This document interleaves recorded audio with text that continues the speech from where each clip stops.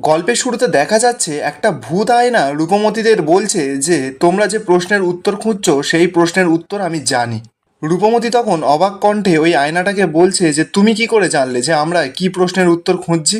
আয়নাটা তখন রূপমতীদের বলছে আমি ভূত ভবিষ্যৎ সমস্ত কিছু দেখাই নিজের মধ্যে থেকে। আমি একেবারে তোমাকে সঠিক উত্তর দেব আর এই ক্ষমতা আমার কাছে আছে। রূপমতী তো তখন আয়নাটাকে প্রশ্ন করছে, বলছে যে তুমি আমাদের যেচে কেন সাহায্য করতে চাইছো। আয়নাটা তখন রূপমতীকে জানায় আমি তো শুধু শুধু তোমাদের সাহায্য করব না, আমি যখন তোমাদেরকে সাহায্য করব সেরকম আমিও তোমাদের থেকে কিছু একটা চেয়ে নেব। আর তোমাদের মনের মধ্যে যা যা প্রশ্ন আছে সব কিছুর উত্তর তুমি আমার থেকে পাবে আর চোখের সামনে সেটা দেখতেও পাবে। বলো তোমরা চাই আমার সাহায্য। মরীচিকা তো রূপমতীকে সাবধান করছে, বলছে রূপমতী একে একদম বিশ্বাস করো না, এটা কোনো আমাদের জন্য ফাঁদও হতে পারে। রূপমতী তখন বলছে যে কি করার আছে, এখন আমাদের কাছে তো আর কোনো উপায়ও নেই যদি আমরা এই আয়নার থেকে কোনো সাহায্য পেতে পারি। রূপমতী এরপর মনে মনে বলছে যে যা হবার আমারই হোক, আমাকে যাই হোক করে কুমার ধীরাজকে এখান থেকে নিয়ে যেতেই হবে। এমনিতেই দেবদত্ত এখন বন্দি আছে, কুমার ধীরাজকে নিয়ে গেলেই তবে দেবদত্ত ছাড়া পাবে। আয়নাটা এবার রূপমতীকে বলছে তুমি যা প্রশ্ন করবে সেটার আমি পুরো নির্ভুল উত্তর দেব, কিন্তু তার আগে তুমি একটা প্রতিজ্ঞা করো যে আমি যেটা চাইবো তুমি সেটাই আমাকে দেবে পরক্ষণে। রূপমতী তো এখানেই সব থেকে একটা বড় ভুল করে ফেলে, রূপমতী প্রতিজ্ঞাতে রাজি হয়ে যায়। রূপমতী তখন বলছে তুমি যা বলবে আমি সেটাই তোমাকে দেব, আমি প্রতিজ্ঞা করছি। এবার তুমি বলো কুমার ধীরাজ কোথায়। রূপমতী তো এবার দেখতে পায় জাদু আয়নার ভেতরে কুমার ধীরাজকে দেখানো হচ্ছে। রূপমতী তো ঠিক জায়গাটা চিনতেই পারছে না। ঋষিকা তো ছুটে এসে রূপমতীকে এবার সাহায্য করে, বলছে যে এটা তো আরশিনগরের বাইরের একটা মরীচিকার মরু পাহাড়ে। রূপমতী তখন মরীচিকাকে বলছে যে তাহলে আমাকে এক্ষুনি ওখানে নিয়ে চলো। বলেই রূপমতী যখন ওখান থেকে যেতে যাবে জাদু আয়নাটা তখন রূপমতীকে ডাকে, বলছে দাঁড়াও। জাদু আয়না এরপর রূপমতীকে বলছে তুমি কিন্তু তোমার প্রতিজ্ঞার কথাটা ভুলে যেও না। আর আমিও আমার প্রতিজ্ঞার কথাটা ভুলিনি, আমি বলেছিলাম না তোমরা যা দেখতে চাইবে তার থেকে আমি বেশি কিছুই দেখাবো। এবার আমি তোমাদের ভবিষ্যৎটাও দেখিয়ে দিই। এবার জাদু আয়না তো দেখাচ্ছে যে একটা জলের ঢেউ এসে পুরো রাজ্যকে ভাসিয়ে নিয়ে চলে যাচ্ছে। রূপমতী তো আয়নাটা দেখেই কিছু মাথামুন্ডু বুঝতে পারে না ভবিষ্যতে কি হতে চলেছে। রূপমতী তখন চিৎকার করে বলছে আমি তো কিছুই বুঝতে পারলাম না, দেখে মনে হচ্ছে তো একটা জলের ঢেউ এসে সমস্ত কিছু ভাসিয়ে নিয়ে চলে গেল। মরীচিকা তখন রূপমতীকে বলছে আমরা এতদিন ধরে যে জলের অপেক্ষায় করছিলাম সেই জল এই রাজ্যে এসে পৌঁছাবে, কিন্তু কুমার ধীরাজ ওখানে থাকা সত্ত্বেও ওর চোখের বাঁধনটা খোলা নেই, তাই সেই জলের স্রোত আটকানো মুশকিল হবে। তার মানে তো এই ঢেউ এসে সমস্ত আরশিনগর ভাসিয়ে নিয়ে চলে যাবে। ব্যাস, রূপমতীরা তো এবার পুরো ফেঁসে গেছে। রূপমতী তো এবার চিন্তায় বলছে যে আমরা তো তাহলে ভালো ফেঁসে গেছি পুরো, আমরা যদি সঠিক সময়ে না পৌঁছাই তাহলে তো পুরো আরশিনগর ভাসিয়ে নিয়ে চলে যাবে ঢেউ এসে। এবার জাদু আয়না তো রূপমতীকে ধরেছে, বলছে যে তুমি যা চেয়েছো তার থেকে বেশি আমি দেখিয়ে দিয়েছি, এবার আমি যা চাইবো তাই কিন্তু তোমাকে দিতে হবে, নইলে কিন্তু তোমার এখান থেকে মুক্তি নেই। রূপমতী তো এবার বুকে সাহস নিয়ে জাদু আয়নাকে বলছে যে বলো তুমি কি চাও, কিন্তু আমাদের এখান থেকে দ্রুত বেরোতে হবে। জাদু আয়না এবার এমন একটা কথা বলে যেটা রূপমতী শুনেই তো পুরো চমকে যায়।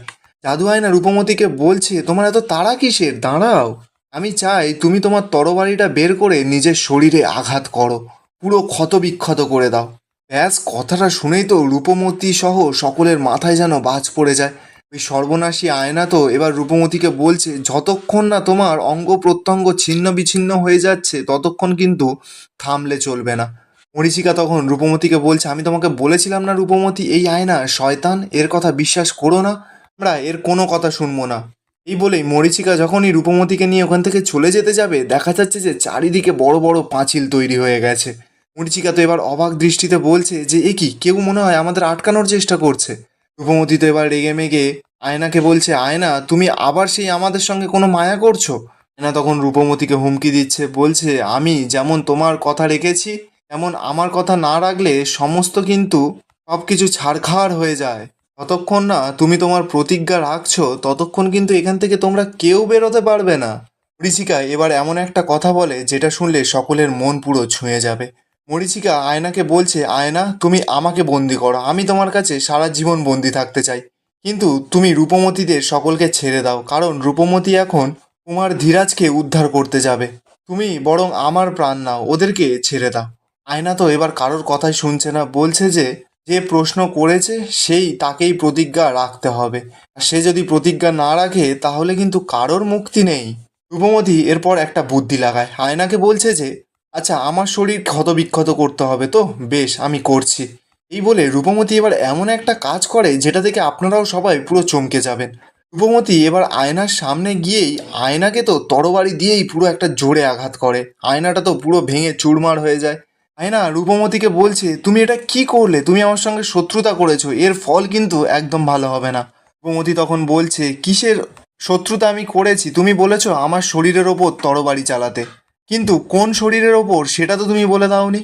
আয়নার মধ্যে আমার যে প্রতিবিম্ব দেখা যাচ্ছে সেটাও কিন্তু আমারই শরীর। তাই আমি কিন্তু তোমার কথা রেখেছি, নিজের প্রতিজ্ঞাও রেখেছি, তাই এবার আর তুমি কোনোভাবে আমাকে আটকাতে পারবে না। রূপমতির অসাধারণ বুদ্ধির জন্য আজকে রূপমতি পুরো বেঁচে যায়। সত্যি রূপমতির অসাধারণ বুদ্ধি দেখে আমরা দর্শকরাও পুরো চমকে যাই। মরীচিকা এবার রূপমতির কাছে গিয়ে বলছে, রূপমতি তোমার এই উপস্থিত বুদ্ধি দেখে আমি পুরো মুগ্ধ হয়ে যাচ্ছি। আয়নাটা তো এবার হার মেনে নেয়, রূপমতিকে বলছে যে ঠিক আছে এবার তোমরা যাও, তোমাদের আর কোনো বাধা নেই। আর আয়না রূপমতিকে সাহায্য করে, রূপমতিকে আর তার তিন সঙ্গীকেও ঘূর্ণির সাহায্যে উড়িয়ে নিয়ে গিয়ে যেখানে তোমার ধীরাজ বন্দি আছে সেখানে নিয়ে গিয়ে ফেলে দেয়। রূপমতি এরপর সকলকে বলছে যে যেহেতু আমি আয়নার প্রতিজ্ঞা রেখেছি তাই জন্য আয়না আমাদেরকে সাহায্য করেছে, আমাদেরকে উড়িয়ে এনে এখানেই ফেলে দিয়েছে। অভিরাজ তখনই রাজকুমার ধীরাজকে দেখতে পায়। অভিরাজ সকলকে দেখিয়ে বলছে, ওই তো রাজকুমার ধীরাজ ওখানে বন্দি আছে। রূপমতি আর মরীচিকা তো এবার ছুটে রাজকুমার ধীরাজের কাছে চলে যায়। রাজকুমার ধীরাজ তো এবার কানে শুনতে পাচ্ছে যে কেউ ওর কাছে ছুটে এসেছে। রাজকুমার ধীরাজ তখন বলছে যে কে এসেছে আমার কাছে? রূপমতি তখন ধীরাজকে বলছে যে রাজকুমার ধীরাজ তোমার আর কোনো ভয় নেই, আমি তোমার বাবাকে কথা দিয়ে এসেছি যে আমি তোমাকে এখান থেকে রক্ষা করে নিয়ে যাব। মরীচিকার তো এবার সন্দেহ হয়, রূপমতিকে বলছে আচ্ছা কুহেলি যখন রাজকুমার ধীরাজকে এখানে বন্দি করে রেখেছে তাহলে এরকম কোনো প্রহরী বা সুরক্ষিত কোনো কিছু দিয়ে যায়নি কেন? রূপমতি আর মরীচিকা যেই এগোতে যাবে সঙ্গে সঙ্গে তো দেখা যায় মরুভূমির সমস্ত বালি জড়ো হয়ে একটা বড় দানব তৈরি হয়। রূপমতি তো দেখেই ভয় পেয়ে যায়, বলছে এটা বালির দানব, তার মানে এই কুহেলি এই দানবটাকে পাহারায় রেখে গেছে। ওই দানবের গর্জনে তো পুরো সারা বালি সব কিছু হাওয়ায় উঠতে শুরু করে দিয়েছে। রূপমতিরা তো কেউ ওই দানবের সামনে দাঁড়াতেই পারছে না, সকলে তো ছিটকে উড়ে গিয়ে যে যে যার মতন পড়ে যায়। সকলে তো অনেক চেষ্টা করছে বালি দানবটাকে আক্রমণ করার, কিন্তু কারোর তো কেউ কিছুই করতেই পারছে না। রূপমতি তো এবার ভয় পেয়ে গেছে। রূপমতি মরীচিকাকে বলছে, এখন আমরা কি করব মরীচিকা? এই বালি দানবকে তো কিছুতেই থামানো যাচ্ছে না। এখানেই আজকের এপিসোডটা শেষ হয়ে যায়। আপনাদের কেমন লাগছে রূপমতির এপিসোডগুলো কমেন্ট করে জানাবেন, আর ভালো লাগলে না চ্যানেলটা একটা সাবস্ক্রাইব করে যাবেন।